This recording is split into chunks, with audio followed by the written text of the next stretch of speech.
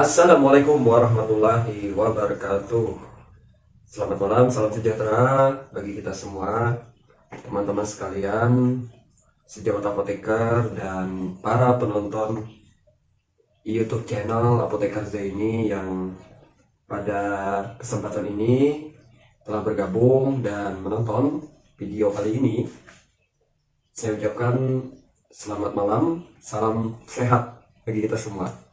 Baik teman-teman sekalian, seperti biasa, saya hari ini akan memberikan sharing pengalaman kepada teman-teman semua, penonton setia YouTube channel ini, yang mana saya akan berbagi informasi kepada rekan-rekan semua berkaitan dengan pengalaman saya mengurus izin apotek yang kebetulan pada Januari tahun 2024 ini, ya, lebih kurang sudah 11 bulan yang lalu, itu saya kebetulan ada pengalaman untuk mengurus izin pendirian apotek.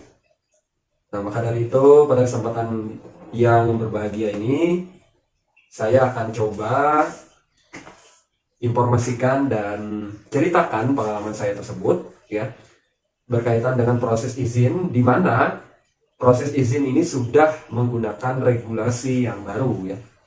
Ya, artinya teman-teman sekalian, apotek, ya, sebagaimana juga unit usaha yang lain itu memiliki izin, di mana izin itu sangat tergantung dengan adanya aturan, ya. Nah, di sini saya coba sharing sedikit. Barangkali informasi ini bermanfaat bagi teman-teman yang sedang atau akan mendirikan apotek di tempatnya masing-masing, dimanapun itu domisili teman-teman sekalian, ya.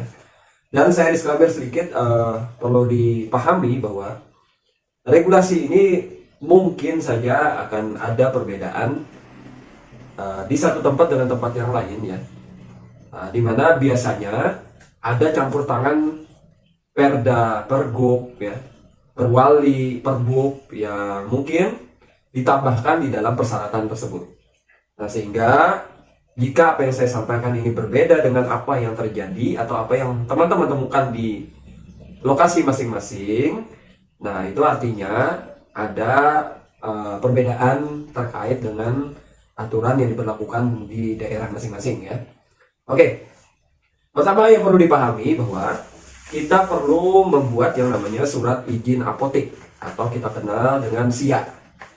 Ya, SIA ini akan diperoleh nanti secara otomatis melalui aplikasi yang dikeluarkan oleh pemerintah. Dalam hal ini online single submission atau OSS. Di mana OSS ini merupakan website, ya, atau wadah bagi kita pelaku usaha salah satunya untuk mengurus perizinan termasuk apotek di dalamnya. Nah, di dalam situ nanti teman-teman akan memilih KLBI, ya. KLBI apotek itu sudah ada syaratnya sesuai dengan peraturan yang berlaku. Jadi nanti disesuaikan. Jangan salah pilih, ya. Kita pakainya apotek, bukan PBM, bukan industri manufaktur, industri farmasi, gitu, ya. Baik, teman-teman sekalian, berdasarkan formulir ajuan SIA yang kami gunakan pada saat Januari 2024 kemarin, itu bisa saya sebutkan di sini ada beberapa persyaratan yang kita perlu penuhi, ya. Di antara di dalam OSS tersebut nanti ada bagian umum yang mana kita harus lengkapi, ya. Yang pertama adalah dari sisi administrasi, nanti saya sebutkan apa saja dokumennya, ya. Kemudian yang kedua itu dari sisi bangunan, ya. Secara umum juga lokasi, sarana prasarana dan SDM. Jadi ada 5 faktor atau 5 variabel yang kemudian perlu kita lengkapi dalam perizinan apotek ini. Oke, pertama dari sisi administrasi, yang perlu teman-teman persiapkan itu diantaranya adalah KTP apoteker, ya. Sesuai domisilinya, yaitu sesuai dengan kota di mana apotek itu didirikan, ya. Kemudian ijazah apoteker, surat tanda registrasi apoteker, ya, yang mana kita ketahui sudah dalam bentuk elektronik STRA, yang mana berlaku seumur hidup. Kemudian jika apoteker itu sebagai penanggung jawab apotik, dia bekerja sama dengan investor, maka nanti perlu membuat akta perjanjian kerjasama antara apoteker dan investor. Kemudian perlu mencantumkan peta lokasi dan bangunan secara rinci. Status bangunan diberi keterangan apakah sewa atau milik sendiri ya. Kemudian daftar peralatan dan perlengkapan apotik yang ditandatangani oleh apoteker. Nah, itu juga perlu disiapkan. Dibuat dalam bentuk list ya. Misalnya etalasenya berapa buah, timbangannya berapa, kemudian apar ya. Kemudian lemari, kemudian kursi ya, kemudian wastafel dan sebagainya. Ditulis semuanya. Kemudian berkaitan dengan denah bangunan, ini nanti digambar ya, sesuai dengan layout bangunan yang teman-teman buat untuk apoteknya. Kemudian ada juga daftar tenaga vokasi farmasi atau tenaga teknis kefarmasian ya. Minimal 2 orang yang berijazah diploma 3 farmasi. Ya tentunya nanti perlu diurus surat izin praktek tenaga vokasi farmasinya. Kemudian jika teman-teman merupakan PNS atau TNI atau pegawai pemerintah lainnya, itu perlu mendapatkan surat izin atasan. Kemudian surat pernyataan investor PSA tidak terlibat pelanggaran peraturan perundang-undangan farmasi. Kemudian juga surat pernyataan apoteker bersedia mengirim laporan rutin Sitnaf narkotika dan psikotropika ya. Kemudian ada NPWP ya, SPPL. SPPL ini surat keterangan terkait lingkungan ya, pemeliharaan lingkungan, itu biasanya diperoleh juga melalui OSS. Kemudian nomor induk berusaha ini secara otomatis diperoleh dari OSS. Kemudian jika ada SIA yang lama, itu dilampirkan SIA asli yang lama kalau kondisinya kita perpanjangan. Kemudian nanti ada berita acara dari Dinas Kesehatan setempat. Nah, jadi ada berita acara nanti pada saat visitasi. Nah, itu juga menjadi persyaratan ya. Oke, baik. Itu beberapa syarat administrasi yang harus dipenuhi teman-teman. Yang mana itu juga sebagian diantaranya tadi sudah merangkum kebutuhan untuk bangunan dan lokasi, sarana prasarana dan SDM ya. Nah, jadi itu tinggal dipecah nanti berdasarkan kelompoknya. Nah, bangunan tadi adalah denah bangunan. Jadi dibikin denah bangunan sesuai dengan skala layout dari bangunan apotik yang teman-teman gunakan nanti untuk pendirian apotik. Misalnya ya, lebarnya 5 meter dikali 10 meter misalnya apotiknya gitu ya. Maka nanti dibikin di situ layoutnya, etalase di mana, kemudian lemari di mana, kemudian tempat racikan di mana, wastafel di mana, toilet di mana, itu digambar gitu ya. Kemudian lokasi apotik ini berikut geotek lokasi. Nah, jadi teman-teman bisa ambil dari Google Maps. Nah, dikasih pin apotiknya di mana, kemudian di situ bisa terlihat juga lokasinya berdasarkan titik tadi kan bisa ditampilkan koordinat lokasi apotik. Nah, itu perlu dimunculkan di dalam Maps tadi, kemudian nanti di screenshot, kemudian dijadikan file PDF ya. Kemudian nanti untuk diupload. Kemudian surat bangunan tadi, status bangunannya apakah sewa atau milik pribadi, itu juga perlu disampaikan. Nah, berikutnya sarana prasarana, teman-teman perlu membuat yang namanya rincian sarana prasarana yang dibutuhkan, foto bangunannya juga, kemudian juga perlu membuat draft papan apotik. Ya, ada draft papan apotik. Nah, nanti rencananya papan apotiknya seperti apa? Nah, yang tentunya di sana, di dalamnya itu sudah ada standar untuk membuat draft papan apotik ya. Di mana papan apotik ini terdiri dari 2 buah yang dipasang di dalam apotik ya. Kemudian yang dipasang di luar yaitu papan praktek apoteker. Nah, jadi teman-teman membuat draftnya. Ya, misalnya yang di dalam ditulis nama apotiknya, izinnya, apotekernya siapa, kemudian nomor SIPA-nya. Nah, kemudian praktek apoteker begitu juga ya. Cuma bedanya ditulis di situ adalah praktek apoteker. Apotekernya siapa, SIPA-nya berapa nomornya, kemudian STRA-nya berapa. Dan jangan lupa juga dituliskan di situ hari dan jam praktek. Ya, hari dan jam praktek dari hari apa sampai hari apa, kemudian jamnya jam berapa. Ya, kemudian itu berkaitan dengan Sarpras. Yang terakhir tadi adalah SDM. Tadi sudah saya sebutkan ada KTP, ada ijazah, ada STRA ya. Dan jangan lupa juga teman-teman di sini mencantumkan ijazah ya dan STR dari tenaga vokasi farmasinya. Dan kemudian juga perlu membuat yang namanya struktur organisasi. Contohnya ya, pimpinannya apoteker penanggung jawab, di bawahnya ada tenaga vokasi farmasi berapa orang. Kemudian di luar itu mungkin ada tenaga administrasi, ya, tenaga keuangan dan sebagainya boleh ditambahkan. Nah, itu dibuat struktur organisasi, kemudian dijadikan dokumen ya. Nah, itu teman-teman secara rinci mungkin sudah saya sebutkan, di mana di dalam komponen SIA itu perlu administrasi. Tadi kita ngisi formulir dengan berbagai rincian yang tadi saya sebutkan. Kemudian ada lampiran bangunan, lampiran lokasi, sarana prasarana, dan yang terakhir adalah SDM. Kemudian semua file itu kemudian diupload di OSS. Kemudian teman-teman kirim, nanti akan menunggu verifikasi dari BP2T. Nah, nanti akan ada kemungkinan hasil verifikasi itu perbaikan, ya. Kemudian ditolak kalau memang tidak memenuhi syarat, atau diterima. Nah, setelah diterima nanti ada tembusan ke Dinas Kesehatan, ya. Tembusan ke Dinas Kesehatan tadi, yang kemudian Dinas Kesehatan yang akan mengunjungi apotek. Ya, kunjungan ke apotek kemudian dilakukan proses penilaian kelayakan apotek tersebut. Yang mana nanti akan dibuat berita acara dan hasil pemeriksaan lainnya. Yang kemudian nanti dalam rentang waktu kerja tertentu, saya agak lupa ya berapa waktu kerja pelayanan tersebut. Yang kemudian nanti pada akhirnya akan di dalam OSS itu kita bisa lihat bagaimana perkembangannya. Apakah sudah selesai atau belum? Nah, nanti setelah selesai, maka nanti kita bisa download SIA-nya dari OSS. Maka selesailah SIA.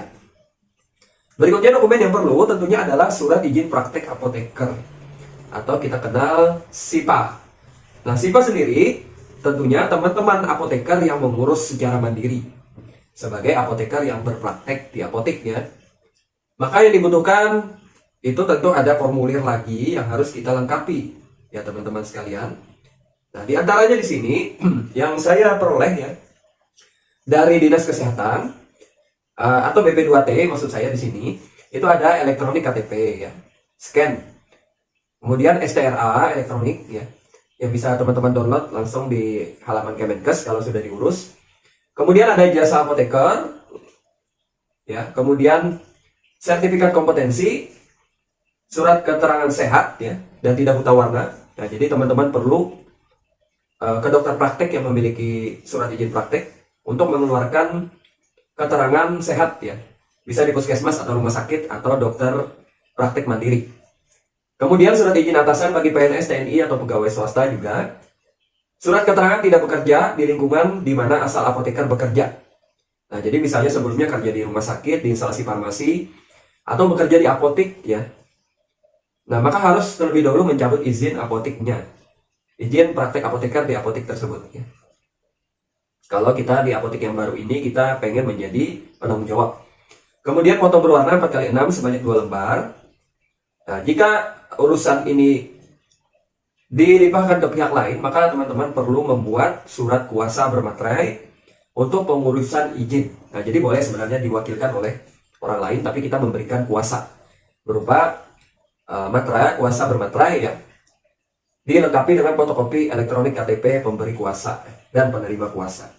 Nah, ini barangkali beberapa dokumen yang perlu untuk keperluan membuat surat izin praktek ya.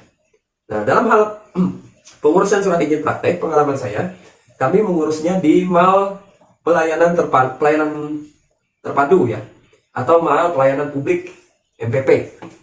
Nah, melalui aplikasi itu kita langsung bisa akses, yang kemudian nanti dokumen tadi dilengkapi. Setelah teman-teman melengkapi, kemudian nanti bisa memperoleh surat izin praktek apoteker. Nah, jadi semuanya sekarang serba online teman-teman ya. Nah, jadi kita dengan mudah ketika persyaratan kita lengkap, kita bisa mengurus perizinan apotek. Nah, jangan lupa dua komponen ini menjadi penting, yaitu SIA dan SIPA. Kalau tidak ada dua dokumen ini, maka apotek tidak legal untuk melaksanakan kegiatan pelayanan kefarmasian. Selain itu juga ada yang namanya surat izin praktek tenaga teknis kefarmasian, atau kita sekarang menyebutnya tenaga vokasi farmasi. Teman-teman diploma 3 farmasi juga perlu membuat surat izin tersebut. Yang tentunya ada persyaratan yang hampir sama, saya pikir, dengan surat izin praktek apoteker ya. Nah, jadi surat izin praktek tenaga vokasi ini juga perlu mencantumkan beberapa keterangan yang saya pikir hampir sama tadi dengan apa yang ada di dalam persyaratan dalam membuat SIPA tadi ya. Nah, cuma nanti perlu surat perjanjian kerjasama tentunya antara pemilik sarana atau investor. Dalam hal ini kalau pemilik sarananya apotekernya langsung, berarti nanti buat perjanjian kerjasama antara apoteker dengan tenaga vokasi farmasi. SIP TTK ini bisa digunakan untuk 3 tempat praktek ya. SIP TTK praktek pertama, kedua, maupun yang ketiga. Nanti diberi keterangan itu pertama, kedua, atau yang ketiga. Dan di tempat kami itu diminta untuk melengkapi surat pernyataan tidak memiliki SIP TTK lebih dari 3 tempat. Karena batasnya adalah 3 tempat ya untuk teman-teman tenaga vokasi farmasi atau diploma 3 farmasi. Oke. Setelah dokumen ini lengkap, sama persyaratannya dilengkapi, kemudian diupload, kemudian nanti akan memperoleh surat izin praktek. Nah, sehingga ketika SIA sudah ada, SIPA sudah ada, SIP tenaga vokasi sudah ada, maka apotek dipersilahkan untuk menjalankan kegiatan operasionalnya. Oke, itu barangkali ya dari sisi dokumen pengalaman kami mengurus izin pendirian apotek. Kemudian berapa lama prosesnya? Itu tergantung kita juga sebenarnya ya. Lama proses itu, kalau pengalaman saya kemarin adalah 2 bulan selesai. Ya, kalau bisa lebih cepat 1 bulan, mungkin teman-teman akan selesai kalau dokumennya lengkap. Ya, dari awal mengurus sampai nanti mendapatkan izin. Nah, jadi kembali lagi, kecepatan pengurusan itu juga kembali kepada kita. Ketika kita lengkap dokumennya, maka bisa lebih cepat dalam mengurus izin apoteknya. Kemudian juga mungkin ada pertanyaan, berapa biayanya gitu ya? Nah, biaya yang dikeluarkan dalam perizinan apotek ini sebenarnya tidak ada, teman-teman. Dengan kata lain, gratis. Ya, hanya saja yang tentunya ada biaya-biaya untuk kebutuhan. Misalnya ya, teman-teman mengurus surat keterangan sehat ya. Itu kan ada biaya biasanya di puskesmas atau rumah sakit ya. Kemudian akta notaris kalau ada perjanjian kerjasama antara apoteker dengan investor. Nah, itu juga memerlukan biaya ya. Nah, kemudian barangkali ada dokumen-dokumen lain yang perlu dilengkapi, fotokopi dan sebagainya. Nah, hanya itu biayanya sebenarnya. Kalau izinnya ya tidak ada biaya sama sekali. Ya, dari Dinas Kesehatan, dari BP2T itu tidak ada penarikan biaya untuk proses izin pendirian apotek ini. Nah, itu mungkin ya teman-teman menjawab beberapa pertanyaan yang sering muncul. Bagaimana proses pendirian apotek?